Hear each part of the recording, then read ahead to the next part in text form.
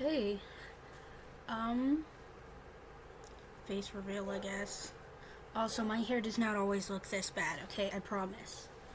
But today I wanted to talk about some serious stuff because, um, I need to, and because I think it's important. And today I'm going to be talking about some of the issues that I have personally undergone, underlining the topic of abuse.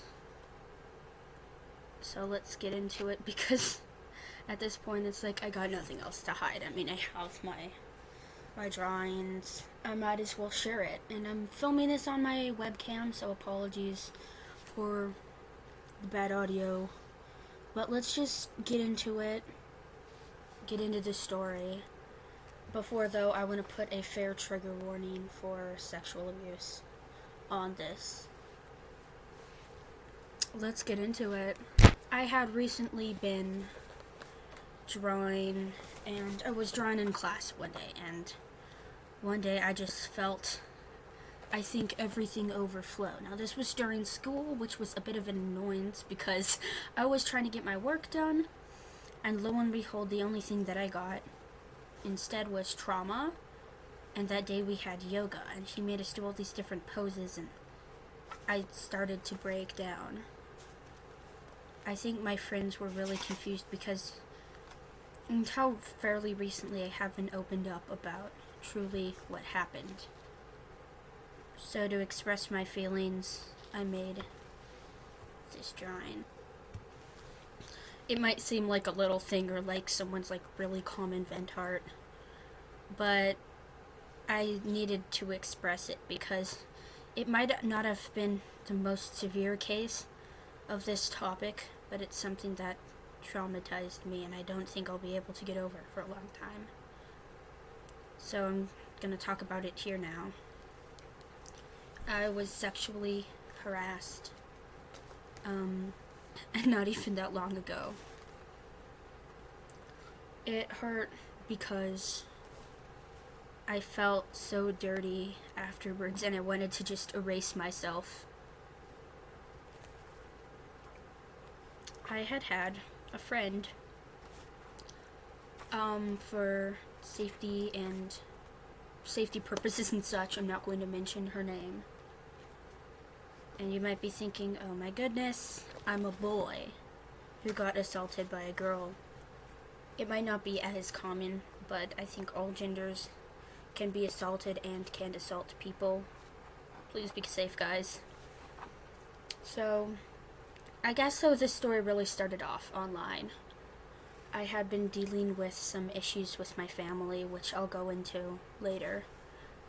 But nevertheless, I needed an escape from my home, somewhere where I could be safe. And for me, that was online. And I started talking to adults because I had no one else who could understand me, or I felt who could really get into the kind of conversations I wanted to get into. I think I remember the first time, and someone had contacted me online and said, hey, you seem cool, you want to chat about stuff, politics, whatever. I'm like, I am down. So I get in the chat. I'm like, hey, what's up, man? And he's like, hey, nice to meet you. And he says his name, and so I say my online persona name because this was my attempt at being safe. Be more safe. I wish I could tell myself that in the future, but I had no idea. So we had chatted for a while, and after a while, he decided, he asked me to play a game of Truth or Dare. And it started off with innocent questions, and then it got more and more crude. The things he did made me uncomfortable, and I just kind of froze. I wanted to say, stop, this is gross, or why are you asking me this? But I didn't. I just answered. And eventually, he stopped talking. And I got another DM. It was a comment on me, and it was, hey, you look pretty, you seem like a really nice person. and I knew what they were doing, but I just let them because it felt good. It felt good to have someone who could compliment me and appreciate me for being alive. And it turned into something more, where they would ask me for things, and in return, they would send me things I did not want to see, like I was some sort of trade or transaction, some sort of toy for other people to play with. I was 11, 12, and 13 at the time, although it really started at the age of 13. And after a while, I had been dealing with the same thing. A couple people would even stuck on me, who would repeatedly talk to me, wouldn't let me go away. I felt disgusted. Like I just let something happen. Why did I let someone do that? Why couldn't I see? What should I have done? Why didn't I just have the strength to stop and to say no? I am offline now for the most part. I don't chat to people online. I post my art. And I'm glad, but even after that, I had still experienced things. I had a friend, again, I'm not going to say her name, and I met her, and she was crying in the bathroom, so I walked in, and I'm like, hey, are you doing okay? And she described it. She said she felt so terrible and ugly, and I wanted to make her feel better. I wanted to make her feel like she could be a good person. I wanted to be her friend and to help her, and I tried to. Then she started talking about being sad that she was single. Now, I've never really been much into this topic. I don't really like the idea of relationships as much solely based on appearance or physical affection. I feel like there needs to be a deeper emotional connection, and she just started talking about that. It made me uncomfortable, but I thought I'll put this aside. So we hung out, and I was going to hang out with my other friend, and I was really excited to see him. But Erin kept crying and saying I was being so good to her. I was being so nice. I was such a nice person. She called me handsome. She was the same age as me. So I thought it was just a friend thing. We ended up having a sleepover that night. Me, my friend Juliet, and and she showed me a TikTok of these two people kissing and stuff, and she said, I wish I could do that. And then she looked at me and asked me to just sit kind of in her lap and just cuddle with her.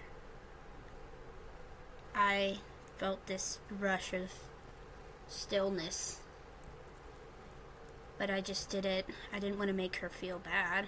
I didn't want to be a bad person. And then she asked me to do what the people were doing in the TikTok, and she filmed it and sent it to her friends and said, hey guys, I have a boyfriend. My friend Juliet was there, or Jay, whatever. Anyhow, this friend, I think they were uncomfortable, because then my other friend, she asked if he wanted to show me how to do it afterwards, and he said no, so she just did the thing on me, and afterwards said that I was a bad kisser and stuff. It made me self-conscious, but it also made me feel disgusted, like I wanted to rip my own skin off. And I felt disgusted and alone. over the next few weeks, he would touch me, do stuff with me, and then constantly guilt trip me when I didn't want to do it. Keep begging me to do stuff and saying if not, and then at the same time degrading me in my appearance. She knew I was sensitive, and she used that. And would praise me when I did things that she wanted. And I thought everything was okay. And I met another friend, and I thought he was really cool because he actually just treated me like a genuine person. Wasn't disgusted by who I was. He didn't make fun of me. And that was great until my friend, she came up to me and said that she liked him, and I immediately felt upset because she had said the same thing about my other friend who she had tried to touch. Now this friend, again, I'm not going to say his name, he had been also sexually assaulted, and this friend, she texted him some stuff and asked him to do stuff, tried to make him do stuff that he was uncomfortable with, and she ended up coming to my writing group. And that was my only escape. A while after she did this, she said it was just because she wanted to know that she could be loved. And I said it was okay. But it wasn't. She did things to me repeatedly that made me feel wrong. She guilt-tripped me. She gaslighted me. And I just did it. I eventually just said, okay. At least she would shut up after. And I couldn't tell anyone for a while. Not even my own family. I remember feeling alone at the time. Because every time I wanted to feel good about myself and look in the mirror and say, hey, you look good today, all I thought was the DMs. And when we did yoga or stuff, any kind of posing, all it made me think of was, this is what I did with someone, and it was okay. It's been a while now. I'm just still recovering from it. It just hurts to make me know that someone doesn't even care. But, I mean, that's okay. Well, if you've listened this far, thank you for listening to my story. I wanted to talk about the importance of this as well, though, because it's much more common than you think. But please be safe online. Be safe with yourself. And be careful. And remember, nothing is disgusting about you. And if you want to feel good about yourself, you're not a slut or a whore for doing it. Not disgusting for just wanting to feel good about your body. Or wanting your body to feel good. It's human emotions. And no one should have to force themselves onto you.